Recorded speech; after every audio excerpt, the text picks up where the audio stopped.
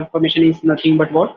In the terms of solid, liquid or gaseous state, type of enthalpy. हा part आपण last लेक्चरला बघितला होता. त्याच्यामध्ये असं कन्सिडर केलं होतं, enthalpy delta H is equal to delta U plus P delta V. So that P delta V is nothing but your nRT in terms of gaseous term, that is ideal gas. And solid as well as the liquid state साठी आपण nRT किंवा PV ची जी term आहे, pressure volume type of work, ते neglect करतो. त्याचं reason काय? Because they are non-compressible, but gases are compressible in nature. So that's why PV is equal to nRT or P delta V. He term फक्त gaseous term साठी येईल, solid and liquid साठी येत नाही. मग त्यावेळी येतं काय? Delta H is equal to delta U. This is the only term. Okay. आणि या टाइप मध्ये मी तुम्हाला असं डिस्कस केलं होतं की वर्क डन कसं असतं ते कॅल्क्युलेट करायचं होतं. ते आपण कालच्या लेक्चरला आपण हे सगळं डिस्कस केलं. आय थिंक रिपीट करायचं असेल तर आपण करू. डेल्टा एच म्हणजे एमजी ची व्हॅल्यू जी असते, एमजी म्हणजे काय? Delta N means number of moles of a gaseous substances product as well as a reactant. So delta N G त्याला आपण कन्सिडर करतो. आणि ती जर समजा व्हॅल्यू पॉझिटिव्ह असेल तर वर्क डन निगेटिव्ह असणार. डेल्टा एन जी ची व्हॅल्यू निगेटिव्ह असेल तर वर्क डन पॉझिटिव्ह असेल. आणि डेल्टा एन जी ची व्हॅल्यू 0 असेल तर वर्क डन सुद्धा 0 असेल. Means actually delta Ng and work done are inversely proportional to each other. Ng stands for gaseous substances and N stands for number of moles. So Ng ची value जर positive मिळाली तर work done negative असतं आणि vice वर्सा. त्या process वरून एक समजतं. कुठली गोष्ट कळते? Number of moles of guesses of reactant as well as a product. एकाची कशाची तरी व्हॅल्यू हायर असणार, एकाची व्हॅल्यू स्मॉलर असणार. आणि दोन्ही व्हॅल्यू जर सेम असतील तर वर्क डन 0 असणार. ओके. इथपर्यंत आपण कालच्या लेक्चरला सगळं डिस्कस केलं होतं. आजच्या लेक्चरला आपण काय बघणार आहोत? फिजिकल ट्रान्सफॉर्मेशन मध्ये एन्थॅल्पीचा चेंज कशा ऑब्झर्व करता येतो ते बघायचे. So enthalpies of a physical transformation. आता first of all physical transformation is nothing but it is related with only your physical state change. Means solid get converted into liquid, liquid get converted into vapors or gaseous state, or gaseous substances get converted into solid, solid get converted into gaseous substance. याला आपण consider करतो physical transformation. Okay. आता याच्यामध्ये काय म्हटलं? एन्थॅल्पी of fusion. Fusion याचा अर्थ दोन टर्म्स आहेत. जर तुम्ही प्रॅक्टिकल ओरिएंटेड डिस्कस केला तर फ्युजन याचा अर्थ असा असतो, एक पर्टिक्युलर मेटल घेतलेला आहे तुम्ही एका फ्युजन ट्यूब मध्ये आणि स्ट्रॉंग हीट त्याला प्रोव्हाइड करताय डाऊन साईडने. कारण फ्युजन ट्यूबचा internal diameter as compare to capillary tube थोडा जास्त असतो. सो फ्युजन ट्यूबला जर तुम्ही कंटिन्युअसली हिटिंग दिला तर त्याचं कन्व्हर्जन गॅशियस स्टेटमध्ये होतं. गॅस दिसतो तुम्हाला तो बाहेर पडताना, पण तो गॅस जाताना इझिली सहज जात नाही. ओके. कन्सिडर करूया आपल्याला ही फ्युजन ट्यूब आणि याच्यामध्ये सोडियम मेटल मी ऍड केलाय. ऑब्व्हियसली सोडियम मेटल हाताने ऍड करत नाही, फोर्सेपने कट केला जातो. आणि तो कट केलेला जो पार्ट असेल तो बाय युझिंग फोर्सेप ओनली किंवा पेअर ऑफ टर्म ऍड करायचा फ्युजन ट्यूब मध्ये. फ्युजन ट्यूब मध्ये ऍड केल्यावरती तो सबस्टन्स हीट करायचा, म्हणजे जो सोडियम मेटल असेल तो हीट करायचा. तो रेड हॉट होईपर्यंत, म्हणजे फ्युजन ट्यूबचा बाहेरचा कलर रेड हॉट. आता रेड हॉट याचा अर्थ काय? तुम्ही एखादं कधी लोखंड तापवताना बघितलं असेल तर तुम्हाला समजलं असेल, लोखंड जेव्हा तापवतात ना त्याच्यावरती हॅमरिंग केलं जातं म्हणजे त्याला शेप देण्यासाठी. सो ज्यावेळी तो कलर दिसत असतो ना तापवत असताना त्याला आपण रेड हॉट कलर म्हणतो. म्हणजे जर समजा तुमच्या घरामध्ये कधी तुम्ही असं बघितलं असेल, बर्नर किंवा गॅस सोडून पारंपरिक पद्धतीच्या ज्या चुली असतात त्या चुलीमध्ये आपण फूक मारली तर एक पर्टिक्युलर स्ट्रेंथ किंवा पर्टिक्युलर फायर कॅच होते त्याच्यामध्ये इझिली फूक मारल्यानंतर.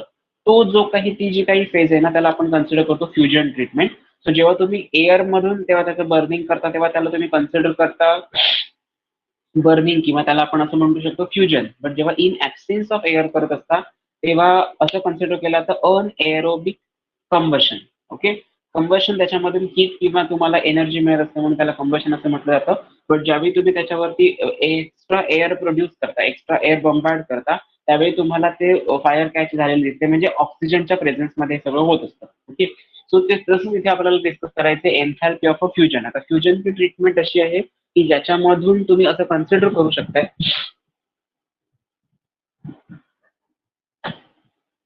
ओके, फ्युजनची ट्रीटमेंट अशी आहे की याच्यामधून कन्सिडर करता एक सॉलिड फेज आहे आणि अनदर आहे लिक्विड फेज. आता मी एक एक्झाम्पल कॉमन घेतलंय. पेपरमध्ये लक्षात ठेवा तुम्हाला टेक्स्टबुक मध्ये 2 किंवा 3 एक्झाम्पल्स दिलेले आहेत ह्याच्यावरती, त्या टोटल पॉईंट वरती 3 एक्झाम्पल्स दिलेली आहेत. पण पेपर ओरिएंटेड जर स्टडी करायला गेलात तर पेपरमध्ये इच अँड एव्हरी एक्झामला किंवा तुमच्या मॉडेल आन्सरमध्ये वॉटरच एक्झाम्पल दिले. सो बेटर वे मी नोट्समध्ये फक्त एकच एक्झाम्पल दिले, 3 एक्झाम्पल दिलेली नाही. कारण या पॉईंटला लेक्चरचं वेटेज 2 लेक्चरचं वेटेज आहे. म्हणजे 2 लेक्चरमध्ये हा पॉईंट टीचिंग करून कम्प्लीट होणं एक्सपेक्टेड आहे बोर्डला. ओके. म्हणजे ऑब्व्हियसली ज्याला वेटेज जास्त असतं तुमच्या पॉईंटला एखाद्या केमिस्ट्रीच्या तसंच लेक्चरचं पण वेटेज वाढलेलं असतं, हे लक्षात ठेवायचं ऑलवेज. आणि आत्ताच्या याला 2च पॉईंट आहेत, म्हणजे हार्डली क्वेश्चन आला तर 2 मार्क्ससाठी किंवा 1 मार्क्ससाठी येईल. गेल्या वर्षीच्या पेपरमध्ये याच्यावरती डेफिनेशन बेस्ड क्वेश्चन आला होता. सो एन्थाल्पी ऑफ फ्युजन तुम्हाला जर डिफाईन करायचं असेल तर तुम्ही कसं करू शकता, एक सिम्पल वे काय आहे तो बघूया. It is nothing but the enthalpy that occurs when 1 mole of a solid get converted into 1 mole of a liquid. म्हणजे 1 mole of water चं conversion 1 mole of liquid water मध्ये कन्वर्ट होण्यासाठी without change in any temperature at constant pressure, म्हणजे 0 degree सेल्सिअसला किंवा 5 degree Celsius किंवा 4 degree Celsius हे काहीतरी एक टेम्परेचर कॉन्स्टंट ठेवायचं आणि त्याच्यानंतर तुम्ही काय करता, सॉलिडचं कन्व्हर्जन लिक्विडमध्ये करत असाल तर त्याला आपण म्हणतो enthalpy of fusion. Enthalpy of फ्युजनची डेफिनेशन काय झाली, it is the amount of enthalpy change required to convert 1 mole of a solid substance. आता तो सबस्टन्स मी वॉटर घेतलाय, तुम्ही इथे CaCO3 घेऊ शकता. अल्टरनेटिव्ह म्हणजे सोडियम घेऊ शकता, सोडियम मध्ये इलेक्ट्रॉन्स ऍड केला म्हणजे इलेक्ट्रोलायसिस प्रोसेस, एनोडिक कॅथोडिक दाखवू शकतो तुम्ही त्याच्यामध्ये.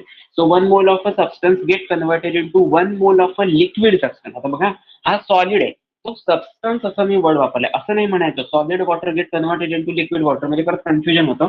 सॉलिड वॉटर म्हणजे ड्राय आईस, बरोबर ना, सॉलिड CO2 किंवा तुम्ही असं म्हणू शकता आईस असं कन्सिडर करू शकता.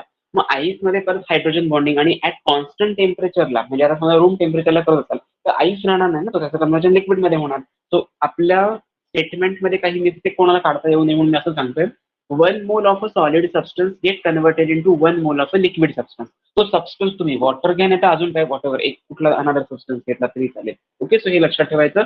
1 mole of a solid substance get converted into 1 mole of a liquid substance. That enthalpy change is known as the enthalpy of a fusion. Okay, that enthalpy change is known as the enthalpy of a fusion. त्याच्यासाठी ही जी काही process होते त्याला लागणारी enthalpy किती असते ते दिले बघा. Delta stand for change, H stand for enthalpy, आणि फ्रीज किंवा फ्यूज म्हणजे काय, फ्रीजिंग साठी किती ट्रीटमेंट आहे.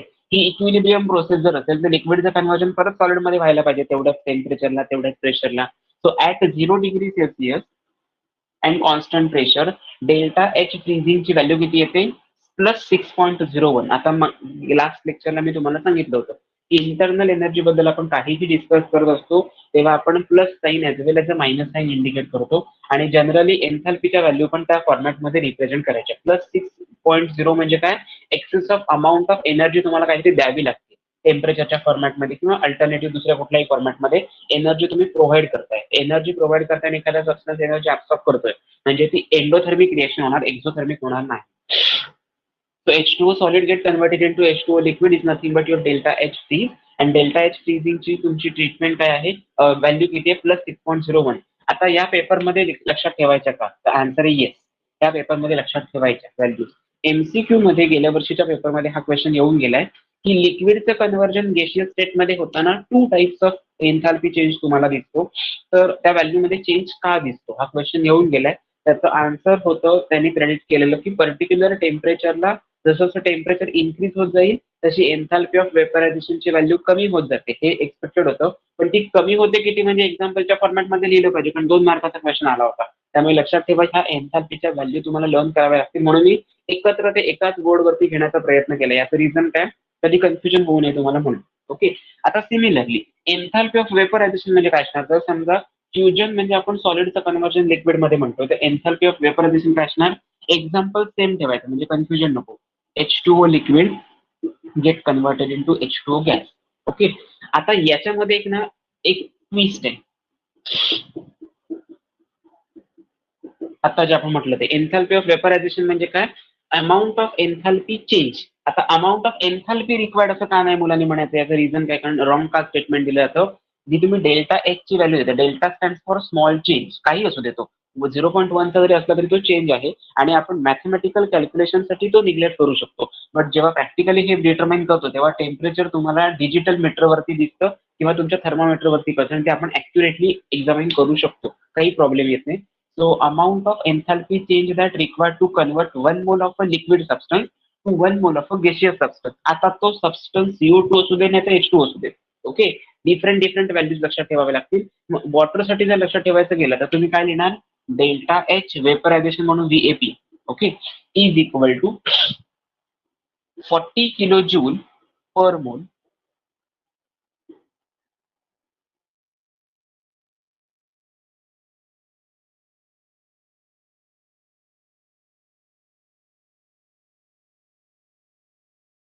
sentence.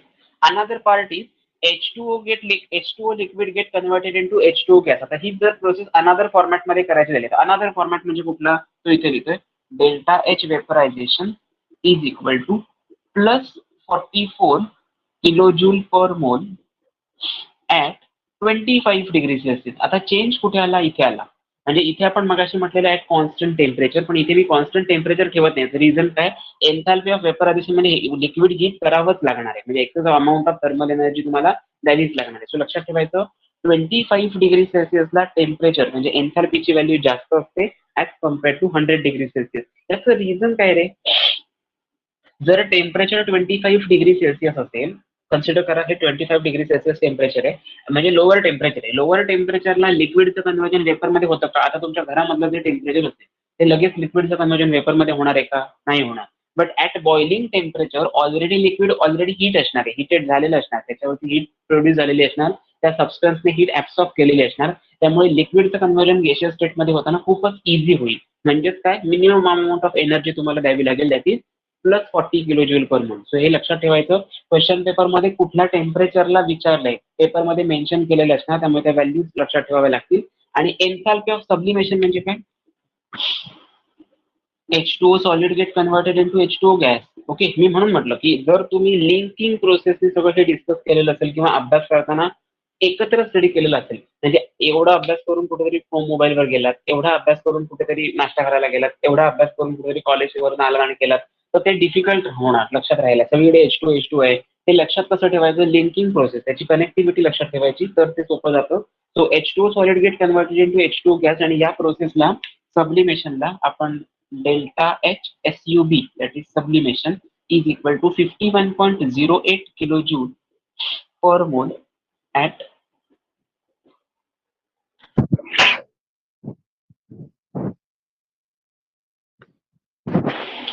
0 degree Celsius. Okay, so this is the sublimation process.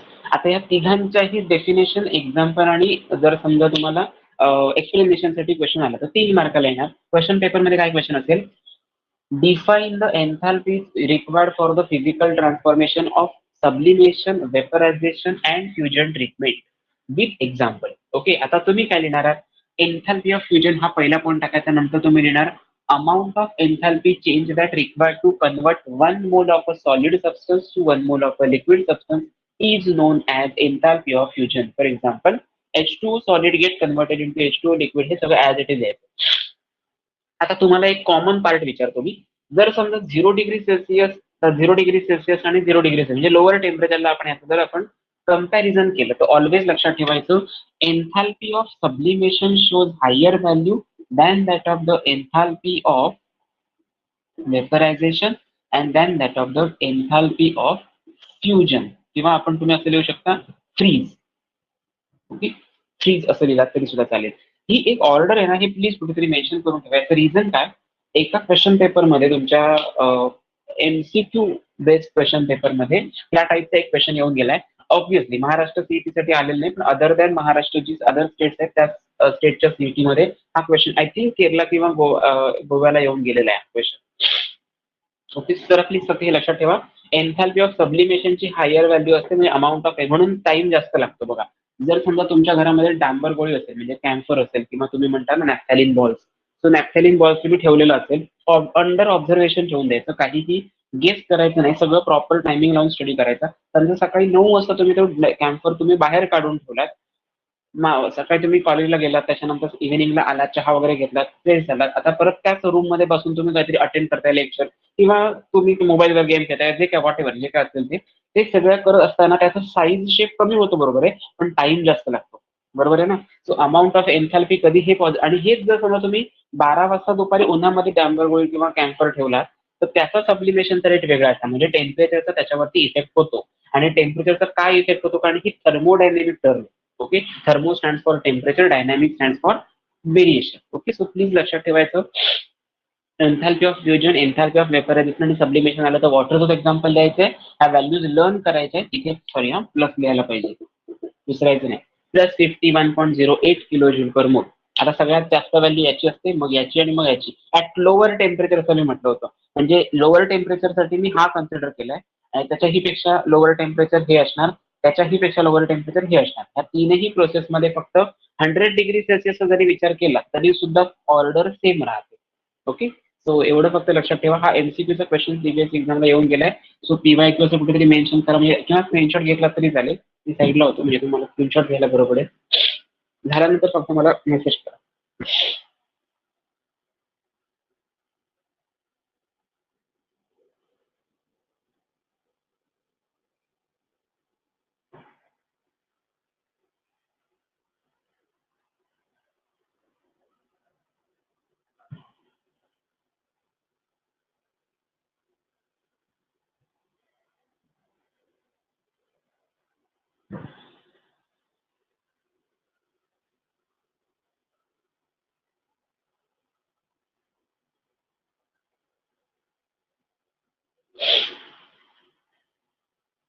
Okay, completed. Very good. So हा झाला तुमचा पार्ट फिजिकल ट्रान्सफॉर्मेशनचा. आता सेम पार्ट येतो atomic or molecular changes. So amount of enthalpies that required to convert atoms, molecules as well as the ions. त्याच्यावरनं 3 types पडतात एन्थाल्पीचे. बघूया कुठले कुठले आहेत ते. हा जर क्वेश्चन आला तुम्हाला तर एक्सपेक्टेड असं आहे की डेफिनेशन साठीच येणार. त्यामुळे मला वाटतं फिजिकल ट्रान्सफॉर्मेशनच्या डेफिनेशन तुमच्या आत्ताच क्लिअर झाल्या असतील. लक्षात ठेवायचं फिजिकल ट्रान्सफॉर्मेशन मध्ये फिजिकल स्टेट मेन्शन केलीच पाहिजे. H2O डॅश H2O लिहून ठेवाल एरो काढून तर ते सेमच दिसताना. तुमच्या मनात असतं ते H2O लिक्विड आहे, हा H2O गॅस आहे, पण ते मनात असून उपयोग काही नाही. एक्झामिनर काय तुमच्या रेखी करून पेपर चेक करणार नाहीये. सो प्लीज हे लक्षात ठेवा. तुम्ही जेव्हा प्रिपेअर करताय तेव्हा प्रॉपर प्रिपरेशन करा. समजा एखादा पॉईंट डिफिकल्ट वाटतोय, सोडून द्यायचा, ऑप्शनल टाकायचंय, तो त्याच वेळी कन्सिडर करा की नाही हा मला नाही करायचंय. ओके, हे आधीच फिक्स करून ठेवा म्हणजे तुमचं आपण म्हणतो ना प्री प्लॅन झालेलं असेल स्टडी, तसं एक्सपेक्टेड आहे म्हणून.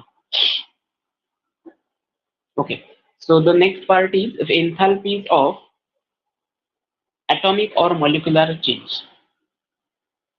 Atomic or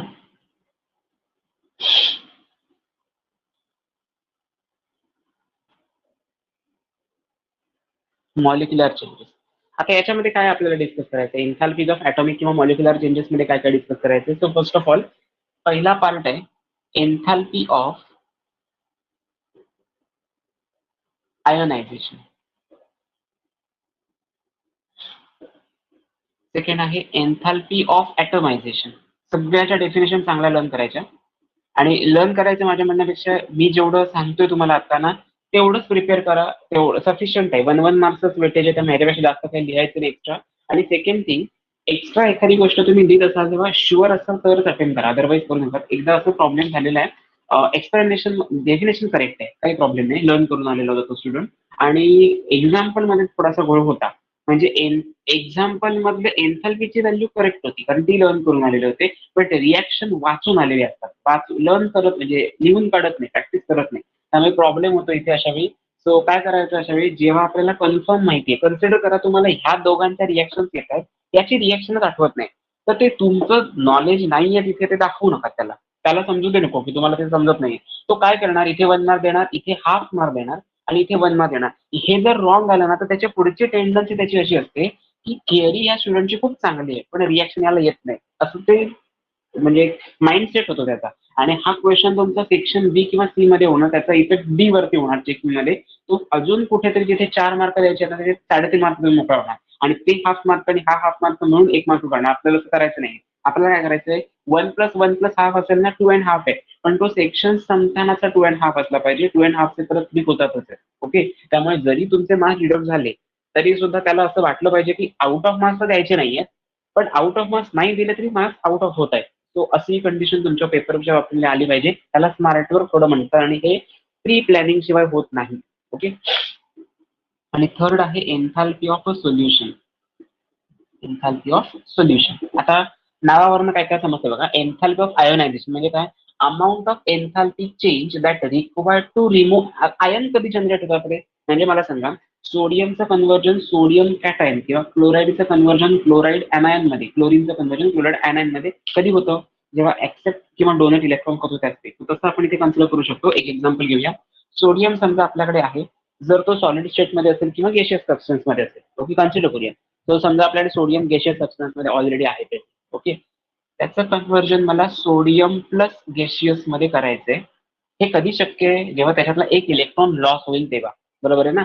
सोडियम मधला एक इलेक्ट्रॉन लॉस झाला म्हणजे सोडियम कॅटॅन मध्ये एक इलेक्ट्रॉन मी ऍड केला तरच सोडियम गॅस मिळू शकतो. सो या प्रोसेसला आपण कन्सिडर करतो आयोनायझेशन. म्हणजेच काय, amount of enthalpy change that required to add और remove an electron to form a gaseous substance or gaseous ion. Okay, so it is considered as the enthalpy of ionization.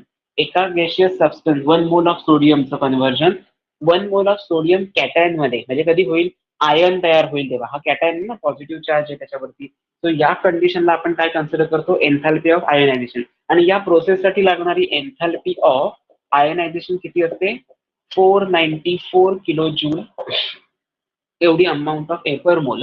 पर मोल विसरायचं नाही लिहायला. एन्थॅल्पी of ionisation किती लागते, +494 kilo joule per मोल. Okay, म्हणजे याचा अर्थ असा होतो, एक इलेक्ट्रॉन डोनेट करण्यासाठी जेवढं कन्सिडर करतो त्याला आपण एन्थॅल्पी ऑफ आयोनायझेशन म्हणतो या एक्झाम्पलसाठी. पण समजा तुम्ही क्लोरीनचं एक्झाम्पल घेतलं तर काय लिहू शकता, क्लोरीनसाठी तुम्हाला कन्सिडर करावं लागेल ClG, chlorine gas plus electron, it will form Cl gas. Okay, हे करावं लागेल. या प्रोसेसमध्ये तुम्ही काय करणार, amount of enthalpy change that required to accept an electron, आणि इथे तुम्ही काय लिहिणार, टू डोनेट अन इलेक्ट्रॉन. दोघांच्याही डेफिनेशन कशावर डिपेंड आहे, एक्झाम्पल वरती डिपेंड आहे. त्यामुळे लक्षात ठेवायचं, पहिलं एक्झाम्पल खूपच सोपं आहे म्हणून मी ते घेतलं, कारण क्लोरीन हा मोनो ॲटॉमिक, जो फ्लोरीन क्लोरीन ब्रोमीन आहे F2Cl2 Br2 हे डायटॉमिक असतात. त्यामुळे तुम्हाला परत ती बॅलन्स करावी लागेल रिएक्शन. म्हणजे इथे 2 घ्यावे लागतील, इथे 2 इलेक्ट्रॉन आणि Cl2 गॅस दाखवावं लागेल. सो बेटर वे तुम्ही फर्स्ट रिएक्शन प्रिफर केला तर बेटर राहील. पण मी हे दोन्ही का दाखवले याचं रिझन मला सांगायचं एवढं, जर तुम्ही इलेक्ट्रॉन डोनेट केला तर तो राईट साईडला येईल, ऍक्सेप्ट केला तर तो लेफ्ट साईडला येईल, एवढंच मला दाखवायचं होतं, बाकी काही नाही. सो एन्थॅल्पी ऑफ आयोनायझेशनची डेफिनेशन आपण काय सांगितली, the amount of enthalpy change that required to donate an electron from 1 mole of a gaseous substance in bracket metal to form sodium cation or any cation is known as enthalpy of ionization. Best example is NaG, gives Na plus G plus electron, delta H ionization is plus 494 kilojoule per mole. Similarly enthalpy of atomization काय, ॲटमायझेशन म्हणजे थोडक्यात ते, आता आपण हे example best घेऊ शकतो क्लोरीनचं. Chlorine gas generate जेव्हा होतो तेव्हा त्याची एन्थॅल्पी ऑफ ॲटमायझेशनची व्हॅल्यू काहीतरी फिक्स असते. काय आहे ती, Cl2 gas get converted into Cl gas plus Cl gas. Okay, आता मला सांगा, हा जो Cl बॉन्ड असतो, इथे इलेक्ट्रॉन्स असतात ना, याला तुम्ही काय कन्सिडर करता, एक इलेक्ट्रॉन दिलेला आहे, याने सुद्धा आणि याने सुद्धा 7 इलेक्ट्रॉन्स असतात आउटर मोस्ट शेल मध्ये क्लोरीनच्या, मला वाटतं सगळ्यांना माहिती असेल. सो 17 ग्रुप मध्ये येतो, म्हणजे याचा एक इलेक्ट्रॉन याचा, म्हणजे शेअरिंग झालेला आहे. शेअर्ड पेअर ऑफ इलेक्ट्रॉन कुठे होतं, कोव्हॅलंट बॉन्ड मध्ये. म्हणजे याचा अर्थ तुम्ही डेफिनेशन मध्ये काय लिहिणार, एन्थॅल्पी ऑफ ॲटमायझेशनच्या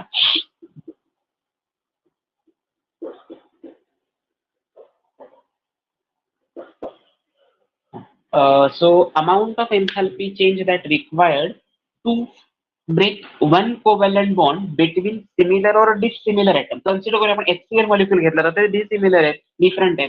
सो Cl2 गॅसचं कन्व्हर्जन Cl गॅस म्हणजे ॲटम्स मध्ये होत असताना जी अमाऊंट ऑफ एन्थॅल्पी रिक्वायर्ड असते त्याला आपण एन्थॅल्पी ऑफ ॲटमायझेशन म्हणतो. आता या प्रोसेससाठी लागणारी एन्थॅल्पी ऑफ ॲटमायझेशन आहे 242 किलोजूल पर मोल. आता लास्ट राहिलं एन्थॅल्पी of a solution. एन्थॅल्पी of solution मध्ये ऑलवेज लक्षात ठेवायचं, सोल्युशन कधी जनरेट होतं हे डोक्यात जरा ठेवायचं. सोल्युशन जनरेट होतं जेव्हा आपण वॉटर त्याच्यामध्ये ऍड करतो तेव्हा, बरोबर आहे. So amount of enthalpy change that required in a process when 1 mole of a substance get dissolved or added to the particular amount of a solvent, that enthalpy is called as the enthalpy of a solution. Okay, याचं best example म्हणजे तुमचं sodium chloride solution. हे समजा solid आहे, okay, solid घेऊया, plus H2O in bracket aqueous. हे direct aqueous लिहिला तरी चालतं, काही प्रॉब्लेम येत नाही. It will form NaCl aqueous. त्याच्यासाठी लागणारी एन्थॅल्पी ऑफ सोल्युशन किती आहे, +4 किलो जूल पर मोल. बघा मी काय सांगितलं, 1 मोल ऑफ NaCl हे लिक्विड स्टेट मध्ये आणण्यासाठी किती अमाऊंट ऑफ एनर्जी द्यावी लागते, +4 किलो जूल. आता हे +4 का, because anomalous behaviour of water 10th स्टँडर्डला तुम्ही शिकला असेल मला वाटतं. हीट या टॉपिक मध्ये, आय थिंक येस, हीट या टॉपिक मध्ये होतं, फिफ्थ टॉपिक होता तो. त्याच्यामध्ये तुम्ही काय केलेलं, सॉलिड सबस्टन्सच्या बाहेर फ्रीजिंग मिक्सचर ठेवलेलं असायचं बघा. त्याच्यामध्ये आईस असायचं आणि मिक्सचर होतं सॉल्टचं. ते कशासाठी ऑस्मोटिक प्रेशर बॅलन्स करण्यासाठी आपण ते फ्रीजिंग मिक्सचर ऍड करायचो. जर तुम्ही कधी मार्केटमध्ये सुद्धा बघितलं असाल किंवा तुमच्या स्कूलच्या बाहेर कधी आईस्क्रीम वाला बघा ते बेल वाजवत येतात, आईस्क्रीमचा गोळा वगैरे तुम्हाला मिळतो. या प्रोसेसमध्ये सुद्धा जर चेक केला असाल तर ती थर्माकोलमध्ये आईस ठेवलेलं असतं आणि त्या आईसच्या डाऊन साईडला आणि म्हणजे जी पहिल्यांदा सॉल्ट ऍड करतात, मग आईस घालतात आणि परत त्याच्यावरती सॉल्ट आणि परत आईस, हे लेअरच तयार करतात. का तर ते ऑस्मोटिक प्रेशर बॅलन्स व्हायला पाहिजे. जो उन्हात उभा असला ना 2 वाजता किंवा 12 वाजता तरच तुम्ही आईस्क्रीम घ्यायला येणार. रात्री 9 वाजता कोण आईस्क्रीम घ्यायला जाणार नाहीये.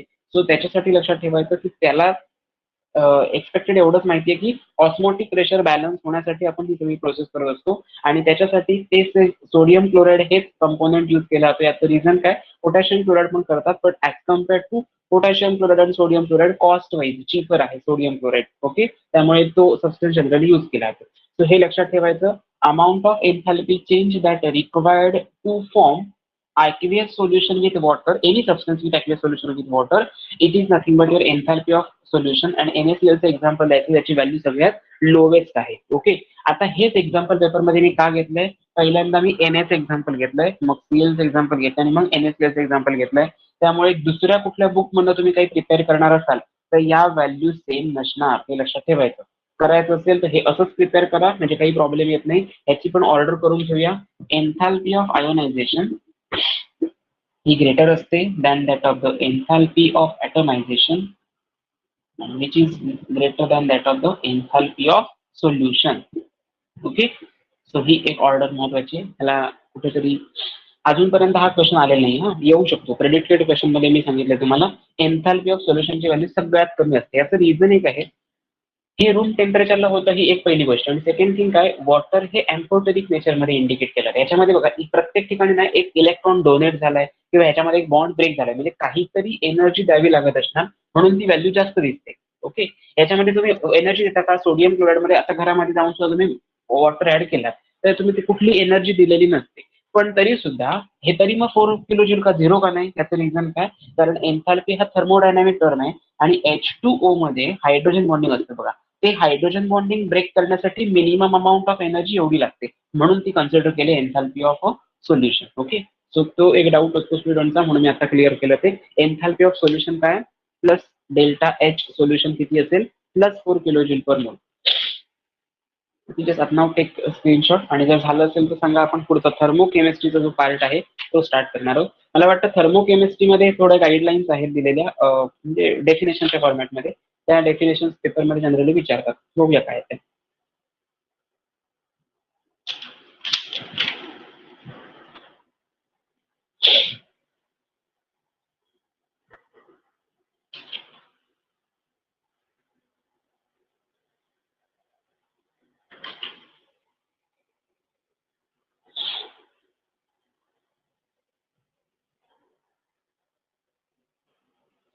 कम्प्लिटेड.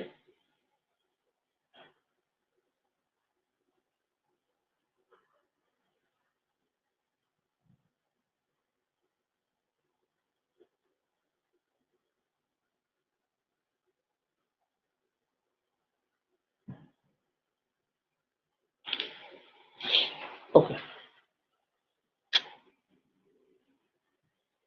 नेक्स्ट पार्ट आहे थर्मोकेमिस्ट्री. आता इथून जो पार्ट स्टार्ट होतो, म्हणजे जो डेफिनेशन, एक डेफिनेशन आहे थर्मोकेमिस्ट्रीची, हा ऍप्लिकेबल पार्ट आहे.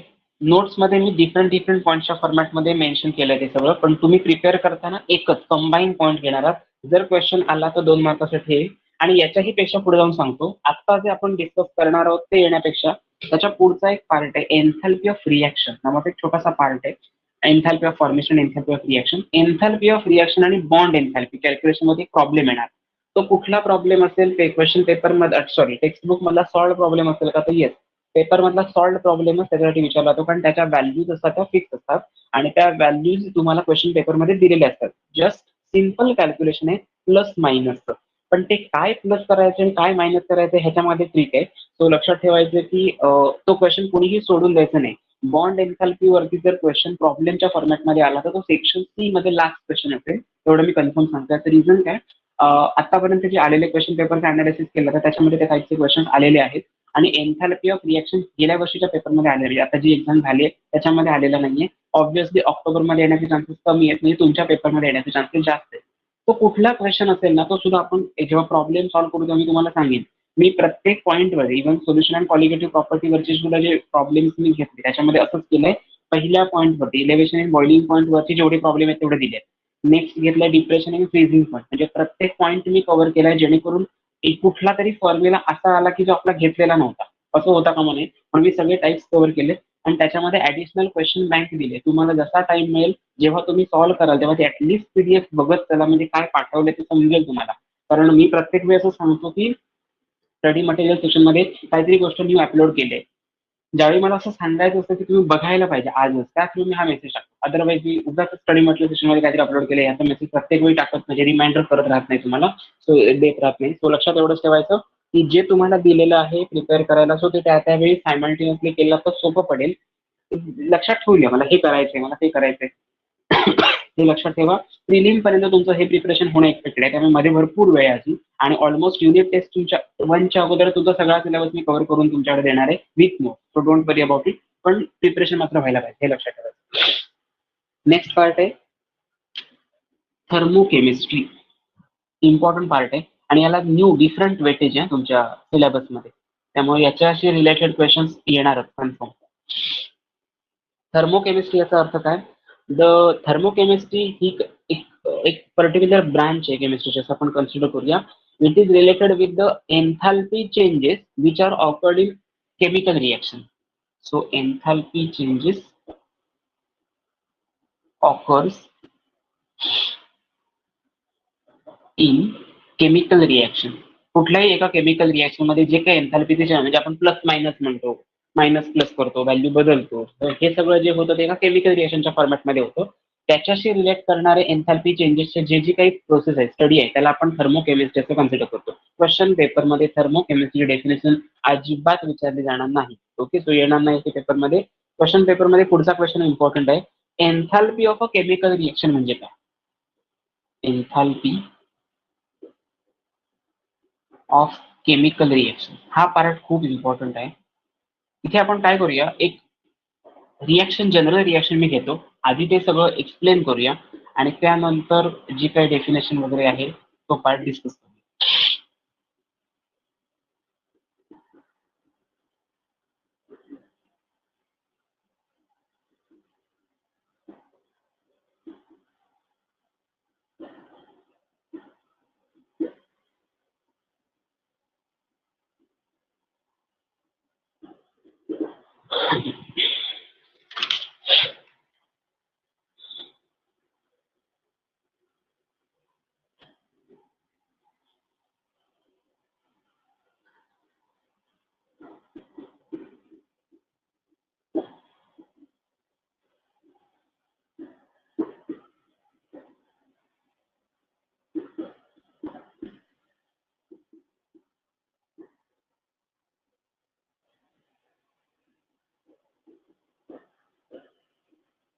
आता एक लक्ष द्या, बाकीचं सगळं बाजूला राहू दे. आता फक्त आणि फक्त याच्यावरती जेवढं जमेल तेवढं कॉन्सन्ट्रेशन याच्यावरती करा.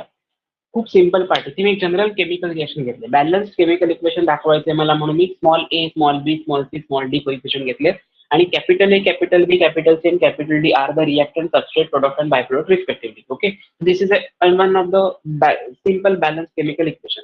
आता तुम्हाला समजा सांगायचं असेल याचं एन्थाल्पी ऑफ फॉर्मेशन किंवा एन्थाल्पी ऑफ रिएक्शन कसं लिहायचं, तर काय करायचं अशा वेळी, हे प्रोडक्ट आहेत आणि हे रिएक्टंट आहे. एरोच्या राईट साईडला एरो पहिल्यांदा बघायचा. एका पेपरमध्ये असं सुद्धा विचारलेलं होतं, हा क्वेश्चन असा दिलेला होता, ह्याच्यामध्ये रिएक्टंट हे असणार आणि हे प्रोडक्ट असणार, हे मुलांना समजायला पाहिजे असं त्यांचं एक्सपेक्टेशन होतं. त्या वेळच्या पेपरमध्ये मार्क्स गेले होते बऱ्याच मुलांचे. सो प्लीज लक्षात ठेवायचं, एरोच्या राईट हँड साईडला जो काही पार्ट असतो, एरो म्हणजे हा, त्याच्या राईट हँड साईडला जो पार्ट असेल त्याला आपण प्रोडक्ट म्हणतो. आता समजा हा एरो मी इकडे ड्रॉ केला तर तुम्हाला काय समजायला पाहिजे, रिएक्टंट आहे तो लेफ्ट हँड साईडला घ्यायचा, प्रोडक्ट आहे तो राईट हँड साईडला घ्यायचा आणि मग ती रिएक्शन सॉल्व्ह करायला घ्यायची. Okay, so enthalpy of reaction और एन्थाल्पी ऑफ फॉर्मेशन म्हणजे काय, त्याला आपण असं कन्सिडर करू शकतो, it is the difference between, difference कशाचा येतो, it is the difference between the summation of enthalpy of products with respect to enthalpy of reactant. बघा मी काय केलं, त्याच्यामध्ये प्रोडक्ट आहेत सी आणि डी, याच्यामध्ये रिॲक्टंट आहे ए आणि बी. मग मी काय केलं, C stand for coefficient, H stand for enthalpy and C stand for your product. Okay, जे काही प्रोडक्टची एन्थाल्पी असेल ती त्याला कोइफिशियंटने मल्टिप्लाय केलं, plus D into H D. H stand for enthalpy, D stand for this coefficient, capital D stand for your product. याचं समेशन घेतलं ते एका ब्रॅकेटमध्ये दिलं, minus because it is a difference between product and reactant. So त्याच्यामध्ये तुम्ही काय केलं, AHA, H stands for enthalpy, A stands for coefficient, capital A stands for your reactant, and BHB म्हणजे काय, B stands for your coefficient, H stands for enthalpy and B stands for your product.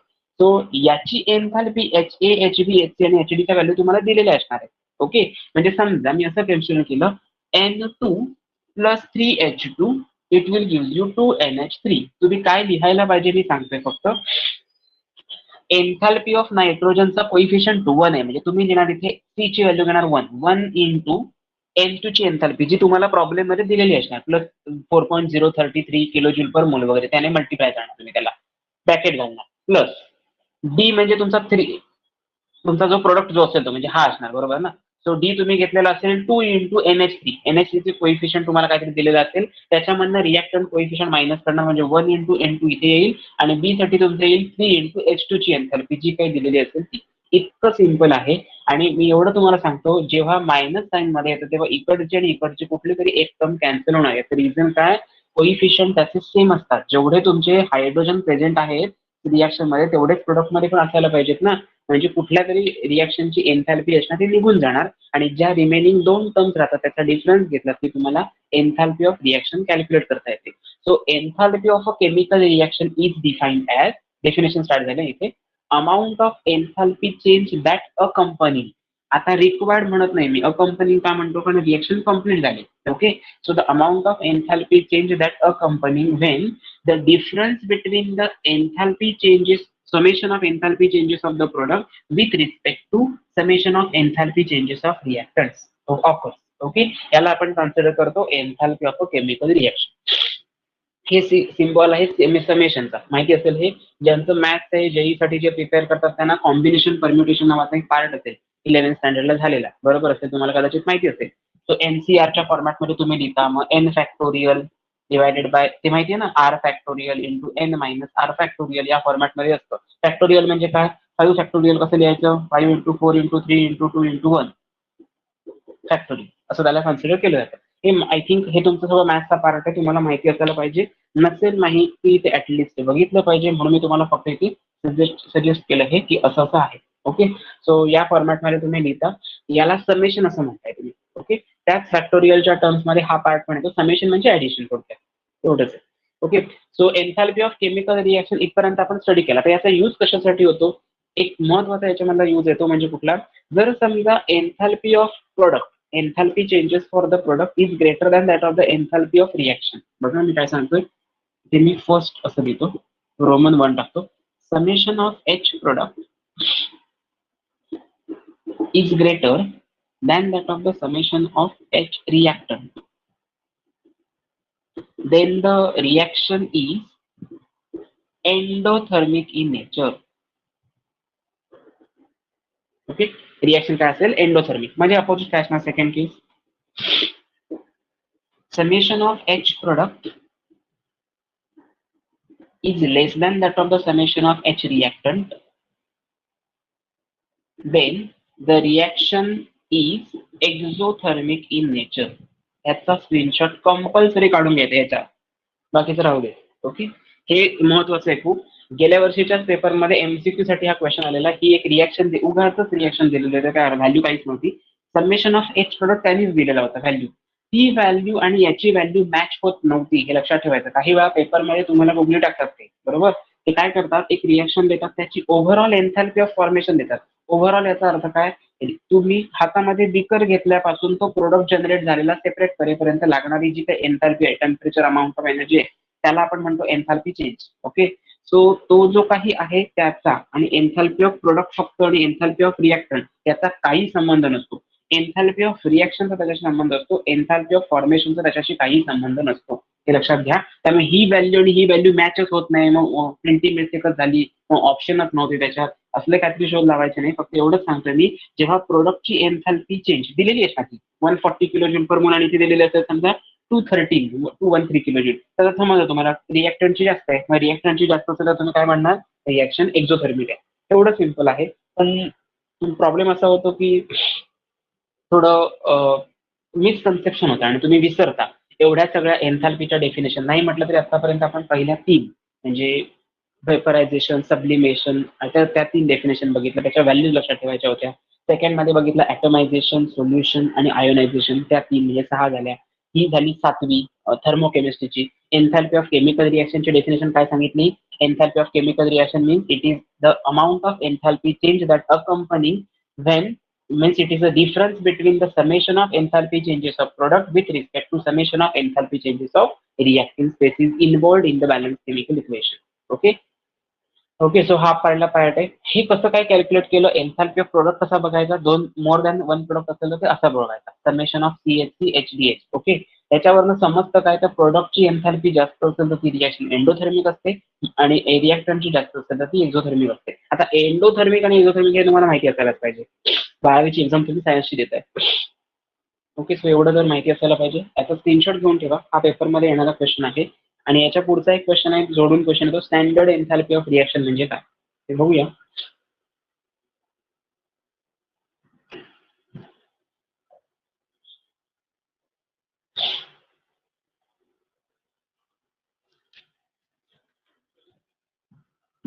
Completed. Okay,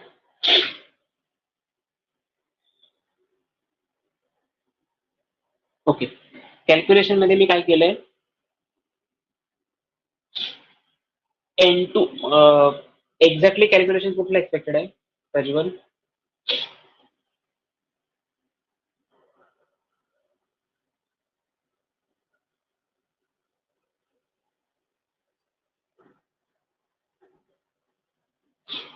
he correct आहे.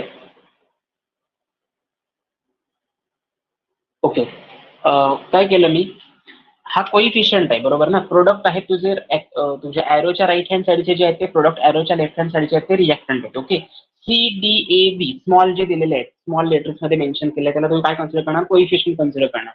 म्हणजे balance chemical equation मध्ये तू काय त्याच्यावरती जे experiment केलेले आहेत त्याचे जे कोइफिशियंट असतील ते CDA आणि B मध्ये स्मॉल लेटर्स मध्ये असतील. मग तू लिहिताना काय येणार, स्मॉल सी म्हणजे त्याचा कोइफिशियंट असेल. आता प्रोडक्ट त्याच्यामध्ये कोइफिशियंट आहे 2, तर तू इथे लिहिलं पाहिजे 2 into enthalpy of C. Enthalpy of C हे तुला प्रोडक्ट दिलेलं असणार पेपरमध्ये तुमच्या, एन्थॅल्पी ऑफ अमोनिया असं मेन्शन केलेलं असणार, delta H for ammonia is equal to 414 kilo joule per mole. मग तू इथे लिहिणार डायरेक्ट 414 किलो जूल, संपला हा ब्रॅकेट. मायनस ए एच म्हणजे N2 आपण कन्सिडर करूया, N2 चा कोइफिशियंट किती आहे, 1 आहे, मग तू 1 ने मल्टिप्लाय करशील. N2 ची एन्थॅल्पी change delta H for N2 is 312 kilo joule per मोल असं मेन्शन केलं ना, कन्सिडर करूया आपण हे. तो इथे 312 घेशील. नेक्स्ट काय करणार, याची ऍडिशन करायची तुला म्हणजे प्लस. आता इथे एकच कोइफिशियंट होता म्हणून डी चा पार्ट आलाच नाही, इथे 2 कोइफिशियंट आहेत, तुला हे घ्यावं लागेल. So 3 into enthalpy of H2. एन्थॅल्पी of H2 तुला पेपरमध्ये दिलेली असणार, ती असेल समजा 514 किलो जूल पर मोल, तर तू इथे घेणार 514 किलो जूल पर मोल. ओके, ह्या सगळ्याचं कॅल्क्युलेशन करणार एका ब्रॅकेटमध्ये, या सगळ्याचं कॅल्क्युलेशन करणार ते ठेवणार एका ब्रॅकेटमध्ये, मध्ये फक्त मायनस आहे त्याचा डिफरन्स घ्यायचा, जे काही आन्सर आलेलं असेल ते एन्थॅल्पी ऑफ रिएक्शन. आता कन्सिडर करूया enthalpy of reaction. Enthalpy of रिएक्शनची व्हॅल्यू जर समजा निगेटिव्ह येत असेल, पुढचं एक स्टेप तुला सांगतो आताच, म्हणजे ऍक्च्युली ती ट्रिक आहे आयडेंटिफाय करायची, तरी पण सांगतो. एन्थॅल्पी ऑफ रिएक्शनची व्हॅल्यू जर निगेटिव्ह आलेली असेल तर ती रिएक्शन एक्झोथर्मिक असते. इथे लिहून ठेव डेल्टा RH, दिसतंय का, नाही दिसत आहे. ओके, मी इथे लिहितो एक्झोथर्मिक साठीचा वरती पार्ट लिहितो. एन्थॅल्पी HR निगेटिव्ह असेल तर हे बरोबर आहे, आणि डेल्टा HR पॉझिटिव्ह असेल तर एंडोथर्मिक प्रोसेस असते. म्हणजे याचं कॅल्क्युलेशन करून काढलेलं आन्सर जर पॉझिटिव्ह असेल तर ती एंडोथर्मिक रिएक्शन असणार, नसेल तर निगेटिव्ह असेल तर ती एक्झोथर्मिक रिएक्शन असेल. समजा तुला हे कॅल्क्युलेशन करायचं नसेल आणि तुला डायरेक्ट आयडेंटिफाय करायचं एका MCQ साठी, तर तू काय करणार, total number of reactance and total number of प्रोडक्टची समेशन, म्हणजे ही व्हॅल्यू जी आहे ती दिलेली असणार त्यांनी ओके पेपरमध्ये. जर समजा समेशन ऑफ एच प्रोडक्ट जास्त असेल रिॲक्टंटची तर ती रिॲक्शन असणार एंडोथर्मिक. एंडोथर्मिकसाठी एन्थॅल्पी ऑफ रिॲक्शन पॉझिटिव्हच असणार, हे डोक्यातच ठेवून द्यायचं ओके. आणि जर रिॲक्टंटची एन्थॅल्पी चेंजची व्हॅल्यू दिलेली असेल ती निगेटिव्ह असेल तर ती रिॲक्शन एक्झोथर्मिक असणार ओके. जसं मी आता तुला वर्ड मध्ये सांगितलं ना, तसं तू जेव्हा प्रिपेअर करशील, अभ्यास करशील, तेव्हा असंच म्हण, enthalpy of reaction positive then endothermic, enthalpy of reaction negative then exothermic. हे पहिल्यांदा लिहून ठेव मार्जिन मध्ये, आणि त्यानंतर हे लक्षात ठेव. हे सिम्पल टेक्स्टबुक मध्ये पण दिलेलं आहे, पण ही ट्रिक आहे, हे टेक्स्टबुक मध्ये दिलेलं नाही ओके. एन्थॅल्पी ऑफ रिॲक्शनची व्हॅल्यू पॉझिटिव्ह असेल तर ती प्रोसेस एंडोथर्मिक असते, हे टेक्स्टबुक मध्ये डायरेक्ट मेन्शन केलेलं नाहीये. सो तुम्हाला ते ट्रिकच्या फॉर्मॅटमध्ये आयडेंटिफाय करावं लागेल. म्हणजे हे कॅल्क्युलेशन करून आलेलं आन्सर जर पॉझिटिव्ह आलं तर ती प्रोसेस एंडोथर्मिक. पण समजा आपल्याला ते माहिती आहे की कॅल्क्युलेशन करायची, कसं करायचं हे माहिती पाहिजे ना. पॉझिटिव्ह निगेटिव्ह कधी चुकणार तुझं, जेव्हा तुझं हे साईन चुकेल किंवा कॅल्क्युलेशन मध्ये ब्रॅकेट घातली नाही तर चुकणार आन्सर, कन्फर्म आहे. मी तुम्हाला बॉन्ड एन्थॅल्पीचा एक क्वेश्चन तुम्हाला देईन, मला 101% गॅरंटी आहे, टेक्स्टबुक मधला सॉल्व प्रॉब्लेम आहे आणि तोच पेपरमध्ये पण येणार आहे हेही सांगतो. तेच आन्सर चुकतो स्टुडंटचं, म्हणजे 2 आन्सर येणार प्रेडिक्टेड ओके. आणि मुलं मग सांगतात की मग असं पण आपण करू शकतो ना, पण नाही, रॉंग आहे ते. जी करेक्ट मेथड आहे ती आपण लेक्चर जेव्हा सगळी संपणार थिअरीची तेव्हा आपण प्रॉब्लेम स्टार्ट करू, तेव्हा तुम्हाला मी सांगेन कसं करायचंय ते. फक्त एक आहे, प्रॉब्लेमचे जे जे व्हिडिओज आहेत ना ते प्लीज लिहून ठेवा सगळं. मी प्रत्येक वेळी बोर्डवरती प्रॉब्लेम घेतलाय, अदरवाईज मी असंही करू शकलो असतो. क्वेश्चन नंबर 1, 2, 3, 4 ची आन्सर बोर्डवरती लिहिलेली आहेत आणि क्वेश्चन मी तुम्हाला पीडीएफच्या फॉर्मॅटमध्ये सेंड करतो, असं करू शकलो असतो. तुम्ही असं केलेलं नाहीये. रिझन काय, त्याचा बेसिक सब्जेक्ट माहिती पाहिजे म्हणून ओके. येस येस, एन्थॅल्पीचे व्हॅल्यूज क्वेश्चन मध्ये दिलेल्या असणार, त्यामुळे त्याचं काही टेन्शन घ्यायची गरज नाही, हे पाठ करायची गरज नाही. पण डेफिनेशन मध्ये जे आपण बघितलेलं आहे एन्थॅल्पी ऑफ फ्युजन ॲटोमायझेशन, ती एक्झाम्पल तू लिहिणार आहे, त्यामुळे तुला त्याच्या व्हॅल्यूज माहिती पाहिजे. म्हणून मी म्हटलं मोर दॅन 1 बुक्स यूज करण्यापेक्षा एकच स्टँडर्ड मेथड यूज करा, कुठलंही हेच वापरा असं मी म्हणत नाही. तुमच्याकडे दुसऱ्या कुठला व्हॅल्यू सिम्पल असेल याच्यापेक्षा राहणाऱ्या तर त्या घेतला तरी चालेल, पण मी या रिलेट करणाऱ्या मुद्दाम घेतल्या जेणेकरून तुम्हाला त्याचा डिफरन्स, जी आपण ऑर्डर घेतली होती तो डिफरन्स कळायला पाहिजे. बऱ्यापैकी त्याच्यामध्ये डिफरन्स आहे, म्हणजे समवॉट सिमिलर अशा व्हॅल्यू कुठलाच नव्हत्या, त्यामुळे मी त्या मुद्दाम तीच एक्झाम्पल घेतली होती. टेक्स्टबुक मध्ये 3 एक्झाम्पल दिलेली आहे ओके, त्यातलं तुम्ही कुठलंही घेतलात तरी चालतं. नेक्स्ट पार्ट आहे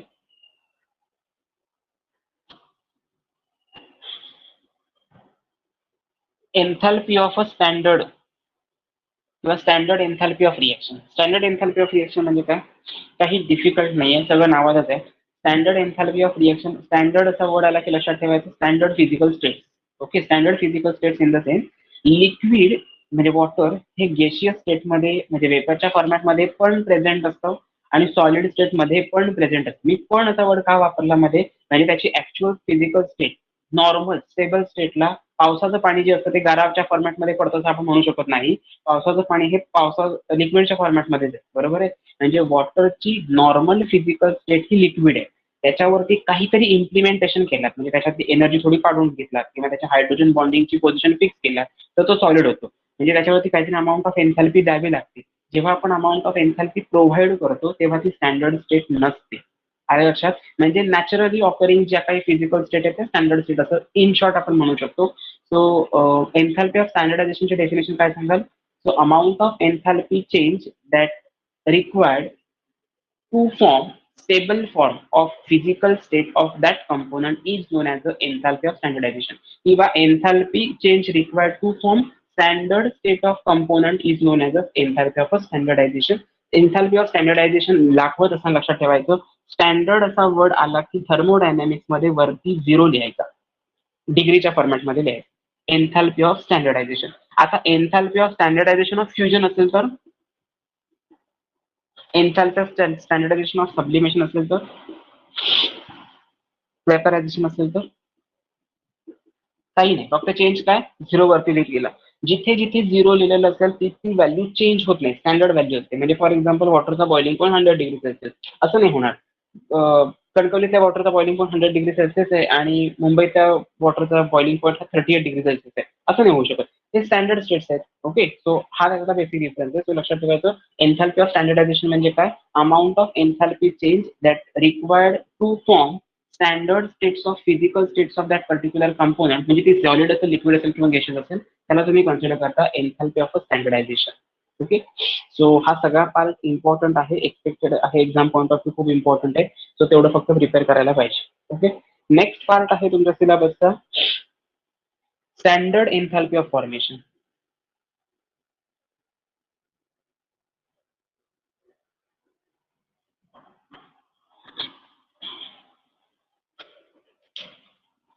स्टँडर्ड एन्थॅल्पी ऑफ फॉर्मेशन. आता एन्थॅल्पी ऑफ फॉर्मेशन मगाशी बघितले आपण रिएक्शनच्या फॉर्मॅटमध्ये. स्टँडर्ड कशासाठी वापरलं, कारण स्टँडर्ड फॉर्म असतो त्याच्यामध्ये, बाकी काही नाही, फिजिकल स्टेट त्याच्या कॉमन असते. तर एक एक्झाम्पल घेऊया, carbon plus 2 molecules of H2. Obviously carbon असेल तो ग्राफाईटच्या फॉर्मॅटमध्ये घेऊया, एलोट्रॉप्स असतात ना, plus 2 molecules of H2, it will form CH4. Okay, आता जरा चेक करा, पहिल्यांदा कार्बन हा ग्राफाईटच्या फॉर्मॅटमध्ये म्हणजे तो सॉलिड स्टेटमध्ये असेल, हायड्रोजन हा गॅशियस स्टेटमध्ये असतो म्हणजे तो गॅस असणार. पण डिझायर्ड स्टँडर्ड स्टेटमध्ये मिथेन हा गॅशियस असतो. कधीही मिथेन तुमच्या लिक्विड सॉलिडच्या फॉर्मॅटमध्ये येऊच शकत नाही, एक्झिस्ट होऊ शकत नाही, कारण कोव्हॅलंट बॉन्डिंग आहे. आणि याच्यासाठी लागणारी स्टँडर्ड एन्थॅल्पी, स्टँडर्ड म्हणून 0 काढला, एन्थॅल्पी ऑफ फॉर्मेशन किंवा एन्थॅल्पी ऑफ रिएक्शन असते -74.8 किलो जूल. बघा आम्ही काय सांगतोय, इथे मी पर मोल म्हणत नाही. याचं रिझन काय, जर समजा याचा number of mole me 1 consider केला, तर याचा नंबर ऑफ मोल मी 1 नाही घेतलेला, बरोबर ना, 2 घेतलाय. म्हणजे कार्बनची जेवढी क्वांटिटी असेल त्या दुप्पट तुम्हाला हायड्रोजन घ्यावं लागेल, तेव्हा तुम्हाला 1 मोल ऑफ मिथेन मिळतो. म्हणजे पर मोल म्हणजे काय, स्टँडर्ड फॉर्म. ओके, हे लक्षात ठेवायचं. त्यामुळे अमाऊंट ऑफ एनर्जी रिक्वायर्ड पर मोल किंवा 1 मोल असं म्हणायचं नाही, स्टँडर्ड असं जिथे वर्ड असेल डेफिनेशन मध्ये किंवा कुठल्याही कन्सेप्ट मध्ये त्यावेळी. Okay, so standard enthalpy of फॉर्मेशनची डेफिनेशन काय लिहू शकता, the standard enthalpy of formation is defined as it is the enthalpy change that accompany the balanced chemical equation in standard form. Okay, standard enthalpy of reaction generate करायची असेल तर हा standard form आहे. म्हणजे समजा H2 आपण solid स्टेटमध्ये काहीतरी ultra drastic condition pressure use करून जर समजा H2 आपण सॉलिड स्टेटमध्ये आणू असू, तर ती स्टँडर्ड स्टेट नसणार. नॉर्मल जी त्याची फिजिकल स्टेट असेल त्याला आपण स्टँडर्ड म्हणतो. सो हे त्याचं एक्झाम्पल आहे, युनिक एक्झाम्पल आहे. मला वाटतं एकदा कधीतरी प्रॉब्लेम मध्ये हा क्वेश्चन विचार, ऍज इट इज व्हॅल्यू सुद्धा सेम होती आणि एकदा रिएक्शन पण सेम होती, बाकी काय त्याच्यामध्ये क्वेश्चन आलेले नाहीये. याला आपण स्टँडर्ड का म्हणतो किंवा स्टँडर्ड एन्थॅल्पी ऑफ फॉर्मेशन इलेमेंट्सचे काय काय असतात, कसे कसे असतात, त्याचे काही रूल्स आहेत. ते 2 रूल्स आहेत तेवढे फक्त डिस्कस करूया आणि त्याच्यानंतर बॉन्ड एन्थॅल्पीची महत्वाची डेफिनेशन आहे तेवढी बघूया. त्याच्यानंतर पुढचा एक हेस लॉ आणि स्पॉन्टेनियस हीट वगैरे हे जे 2 पॉईंट्स राहतात ते मला वाटतं आपण नेक्स्ट लेक्चरला कंटिन्यू करूया. आज मात्र जेवढ्या डेफिनेशन घेतल्या तेवढ्या चांगल्या व्हायला पाहिजे. जेवढं जेवढं घेतलंय मी आज ते आजच केला, ऍटलीस्ट एकदा वाचा. जर 100% कॉन्सन्ट्रेशन तुमचं असेल, तुम्हाला कॉन्सेप्ट समजले असतील, तर जस्ट एकदा किंवा दोनदा रीड करा, सफिशियंट आहे तेवढं, बाकी काही करू नका. त्यातला एकदा समजला काय स्टँडर्ड म्हणजे कधी 0 असेल तेव्हा, म्हणजे 0 नसेल तेव्हा स्टँडर्ड नाही, ते समजलं ना, सगळ्यात कॉमन आहे. हे महत्वाचं आहे, हेच आत्ता समजायला पाहिजे. एक्झामच्या वेळी 9-10 डेफिनेशन एकाच डोळ्यासमोरून जातात जेव्हा, तेव्हा प्रॉब्लेम असा होतो की त्यातले येणार काय आणि पेपरमध्ये काहीतरी भलतंच घेऊन येतात. असं काही होतं नाही, मिक्सिंग करून येतं सगळ्याचं, तसं होतं कामा नये. सो स्टँडर्ड एन्थॅल्पी ऑफ फॉर्मेशनच्या काही रूल्स आहेत, 2 रूल्स आहेत तेवढे बघूया. Standard enthalpy of formation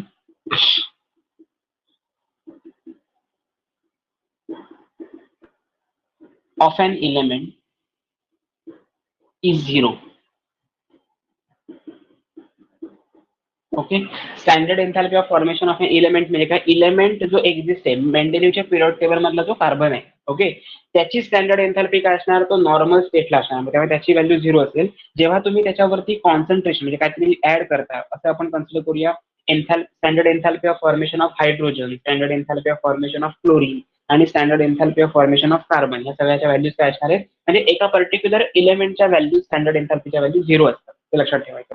question paper मध्ये विचारतील which among the following is the incorrect statement आणि इथे देतील ऑलवेज नॉन झिरो, तर ते ऑलवेज नॉन झिरो हे इनकरेक्ट असणार आहे.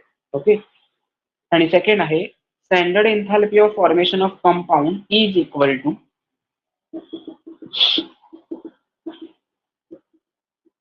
स्टँडर्ड एन्थॅल्पी ऑफ फॉर्मेशन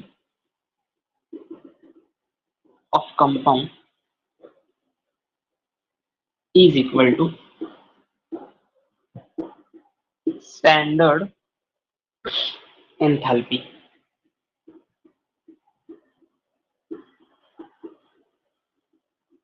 बघा, स्टँडर्ड एन्थॅल्पी ऑफ फॉर्मेशन याचा अर्थ काय बघा, याच्यामधलं स्टँडर्ड एन्थॅल्पी ऑफ इलेमेंट याची 0 असणार, standard enthalpy of hydrogen gas 0 असणार, standard enthalpy of methane it is non zero. Y?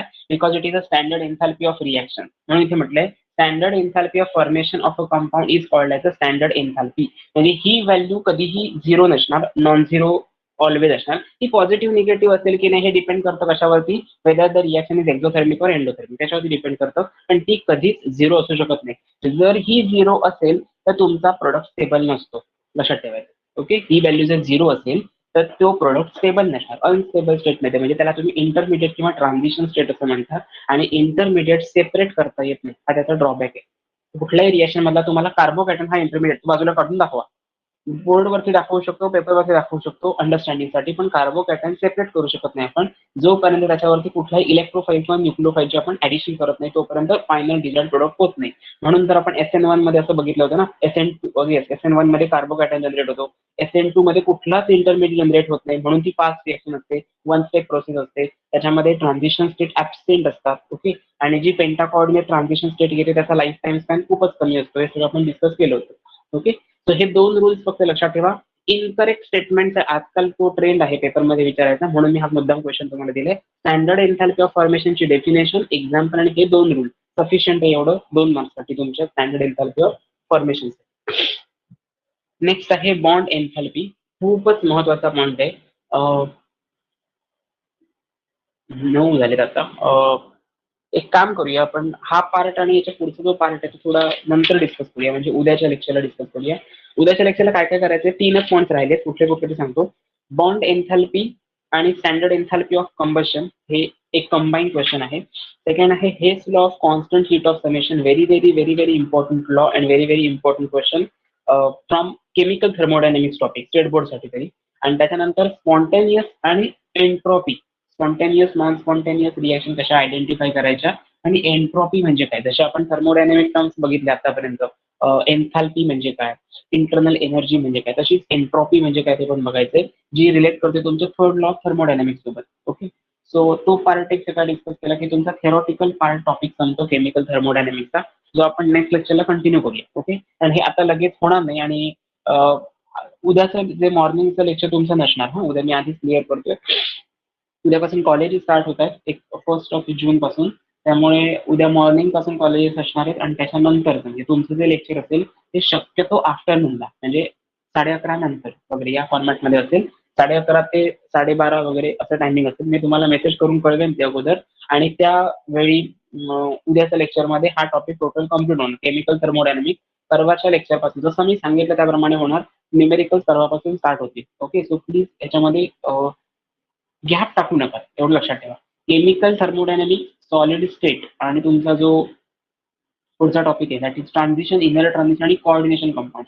याच्यामध्ये ज्या 4 टॉपिकमध्ये जर तुम्ही गॅप टाकला तर विषय संपला. ट्रान्झिशन, इनर ट्रान्झिशन एलिमेंट तर अजिबातच गॅप टाकू नका. थेरॉटिकल जरी पार्ट असला तरी तो त्याच व्हायला पाहिजे, कारण एलिमेंट्स जास्त आहेत. पी ब्लॉकमध्ये थोडं ठीक आहे, पी ब्लॉकमध्ये इम्पॉर्टंट क्वेश्चन्स काही ते आयडेंटिफाय करता येतात, युजेस आणि तुमचे इनर्ट गॅसेस हे क्वेश्चन फिक्स असतात. आणि तो 4 एलिमेंट्स तुमचे ग्रुप 3 दिलेले आहेत तुमच्या सिलेबसमध्ये, ग्रुप 16, 17 आणि 18. आणि तुम्हाला वेटेज आहे 6 मार्काचं, म्हणजे प्रत्येक ग्रुपला 2-2 मार्काचं वेटेज आहे. म्हणजे लेंदी क्वेश्चन तर 4 मार्काला येणारच नाही, त्याच्यातनं क्लिअर होते. म्हणजे 2-2 मार्क्स किती जेवढे क्वेश्चन्स असतील ते सगळे प्रिपेअर करून आपण जायचे. आपल्याला कुठलाच टॉपिकचा मार्क डिडक्ट करायचं नाही, हे लक्षात ठेवायचं. आणि मग ऑप्शनला काय टाकायचं हे डिटरमाइन करायचं एक्झामच्या मधली सुट्टी. कारण माझ्या माहितीप्रमाणे ऑलवेज फिजिक्सला 4 ते 5 दिवसाच्या पेपरची सुट्टी असते, आणि केमिस्ट्रीला एका दिवसाचा गॅप असतो. म्हणजे आज फिजिक्सचा पेपर झाला तर आजचा हाफ डे तो तुमचा कॅल्क्युलेशन करण्यात जातो, फिजिक्समध्ये किती मिळाले किती नाही गेले ते. आणि त्याच्यानंतर दुसऱ्या दिवस एक फ्री मिळतो, आणि परवाच्या दिवशी 11 वाजता पेपर असतो. त्या मधल्या एका दिवसामध्ये किंवा आपण असं म्हणूया 1.5 दिवस, म्हणजे आधीचा अर्धा, पुढचा थोडासा दिवस, पाऊण दिवस, आणि आताचा 1 दिवस, ह्या त्याच्यामध्ये 18 टॉपिक वाचणं इम्पॉसिबल आहे. लक्षात ठेवून लर्न करणं ही खूप पुढची गोष्ट आहे, पण वाचणं इम्पॉसिबल आहे. सो त्याच्यासाठी तिथे ट्रिक यूज करायची की नाही, हे नाहीच मला अटेम्प्ट करायचं नाही आलं तरी, यायला पाहिजे, आपल्याला माहिती असायला पाहिजे. कारण समजा एखादा आउट ऑफ बॉक्स पेपर आला तर आपल्याला अटेम्प्ट तर करता आला पाहिजे क्वेश्चन. म्हणून सांगितलं की लर्न करू नका, पण समजून घ्या तो पार्ट, त्याच्यानंतरचा पुढचा पार्ट क्लिअर होईल. ओके, सो आज काय काय बघितलं. आज सगळ्यात पहिल्यांदा पहिला पार्ट सुरुवात स्टार्ट केली ती कुठून, standard enthalpy of formation. एन्थॅल्पी of formation for physical transformation पासून स्टार्ट केलेलं. फिजिकल ट्रान्सफॉर्मेशनच्या 3 डेफिनेशन विथ एक्झाम्पल बघितलं. मग आपण स्टार्ट केलं, परत 3 डेफिनेशन होत्या. केमिकल ट्रान्सफॉर्मेशन म्हणजे ॲटोमायझेशन, सोल्युशन आणि त्याच्यानंतर आयोनायझेशन ही कन्सेप्ट बघितली विथ रिॲक्शन, विथ एक्झाम्पल आणि विथ व्हॅल्यूज. नेक्स्ट बघितलं थर्मोकेमिस्ट्री म्हणजे काय, त्याच्यामध्ये एन्थॅल्पी ऑफ फॉर्मेशन बघितलं, एन्थॅल्पी ऑफ रिॲक्शन स्टार्ट केलं. एन्थॅल्पी ऑफ रिॲक्शन कम्प्लीट झाल्यानंतर त्याचं रिलेशन बघितलं एक्झोथर्मिसिटी आणि एंडोथर्मिसिटी बरोबर. त्यामध्ये एक ट्रिक सांगितलेली, पॉझिटिव्ह निगेटिव्ह कुठला व्हॅल्यू असतात मग काय सांगायचं, वेदर इट इज एक्झोथर्मिक और एंडोथर्मिक. मग बघितलं आपण स्टँडर्ड एन्थॅल्पी ऑफ रिॲक्शन. मग बघितलं स्टँडर्ड एन्थॅल्पी ऑफ रिॲक्शन नंतरचा पुढचा आपण स्टँडर्ड एन्थॅल्पी ऑफ फॉर्मेशन आणि त्याचे 2 रूल बघितले. ही 2 स्टेटमेंट जर आली तर ते करेक्ट द स्टेटमेंटसाठीच येणार, नाही ते येणारच नाही. ओके, हा क्वेश्चन एमसीक्यू साठी येण्याचे चान्सेस जास्त आहेत. बघा, standard enthalpy of formation is equal to standard enthalpy of reaction असा एक ऑप्शन असेल. सेकंड ऑप्शन असणार enthalpy of reaction, third option असणार बॉन्ड एन्थॅल्पी आणि चौथा असणार कुठला तरी एन्थॅल्पी ऑफ वेपरायझेशन किंवा सबलिमेशन. लक्षात ठेवायचं, स्टँडर्ड एन्थॅल्पी ऑफ फॉर्मेशन म्हणजे प्रोडक्ट फॉर्म झालाय, म्हणजे ती त्याची स्टँडर्ड एन्थॅल्पीची व्हॅल्यू असते. ना कुठली सबलिमेशन, ना कुठलं वेपरायझेशन, ना कुठली रिॲक्शन, ना कुठली फॉर्मेशन. हे लक्षात ठेवायचं. ही स्टँडर्ड एन्थॅल्पी म्हणजे स्टँडर्ड एन्थॅल्पी असेल. बाकी पुढचा बॉन्ड एन्थॅल्पीचा एक क्वेश्चन आहे जो 3 मार्काला येतो आणि त्याला कंबाईन क्वेश्चन येणार टेस्ट लॉ, जो आपण उद्याच्या लेक्चरला फ्रेश मोड मध्ये बघूया. फक्त सुरुवातीपासून लेक्चर अटेंड करा, म्हणजे ते तो पॉईंट जो सांगताना मी की हा येणार आहे तो तिथेच क्लिअर झाला पाहिजे. लेक्चरच्या वेळीच तो पॉईंट क्लिअर होत असेल तर तुमचा करेक्ट स्टडी चालू आहे. जर लेक्चर संपल्यानंतर तुम्हाला 3 दिवस द्यावे लागत असतील हा पॉईंट प्रिपेअर करायला, तर त्यासाठी डोक्यात ठेवून हा ऑप्शनला टाकायचा. कारण आता तुम्ही फ्री स्टेटमध्ये आहात, डोक्याला कसलं टेन्शन आहे, तेव्हा जर तुम्हाला एवढा वेळ लागत असेल तर एक्झामच्या वेळी तर याच्याकडे न बघितलेलं चांगलं, होणारच नाही. सो बेटर वे क्लिअर, म्हणून मी म्हटलं की अगोदरचे सगळे दिवस हे कन्सेप्ट क्लॅरिफिकेशनसाठी करायचे आणि नंतर जस्ट रीड करायचं. बाकीचे सगळे रात्रंदिवस जागत असतात तेव्हा आपण आरामात झोपायचं, पण तोपर्यंत अगोदर मात्र अभ्यास करायचा. कारण एक्झामच्या वेळी झोप पण एक्सपेक्टेड तेवढीच आहे आणि जास्त डोक्यावर ताण येता नाही, स्ट्रगल होता नाही आपल्या डोक्याचं. कारण एकच पेपर देऊन पास व्हायचं नाही, पुढचे पण पेपर आहेत ना आपल्याला, म्हणून. सो हा इथपर्यंतचा पार्ट झालेला जेवढा आहे तेवढा फक्त वाचा. आधी तुम्हाला याच्यावरच्या नोट्स सेंड करणार आहे आणि याच्या पुढचा पार्ट जो आहे, ओके, केमिकल थर्मोडायनेमिक्सची मला वाटतं मी क्वेश्चन बँक अजून दिली आहे की नाही मला आठवत नाही, मी चेक करतो. जर दिलेली नसेल तर मी आज शेअर करतो मला केमिकल थर्मोडायनेमिक्स आणि एनर्जेटिक्सची प्रिव्हियस इयर क्वेश्चन बँक. सगळे प्रिव्हियस इयरचे आलेले त्या टॉपिकवरचे क्वेश्चन जे आहेत त्याच्यामध्ये हेच लॉ किती वेळा आला तो फक्त बघा. हेच law of constant heat of summation हा क्वेश्चन खूप वेळा येऊन गेलाय. त्याच्यामध्ये 3 मार्काचाच वेटेज आहे. पहिल्यांदा स्टेटमेंट, मग एक्सप्लेनेशन विथ एक्झाम्पल आणि त्याच्यानंतरचा पार्ट आहे ऍप्लिकेशन. सो एवढंच फक्त सफिशियंट आहे प्रिपेअर करायचंय, पण व्हायला पाहिजे. ते 3 मार्क्स घालवायचे नाहीये, ते लक्षात ठेवायचं. सो ते उद्याच्या लेक्चरला पहिल्यांदाच, म्हणजे मी 11:30 वगैरे स्टार्ट करेन. आज टायमिंग मी तुम्हाला शेअर करेन आणि त्यावेळी तुमचं लेक्चर होईल. उद्या थर्मोडायनामिक्सचा टॉपिक टोटली कम्प्लीट होणार. त्याच्या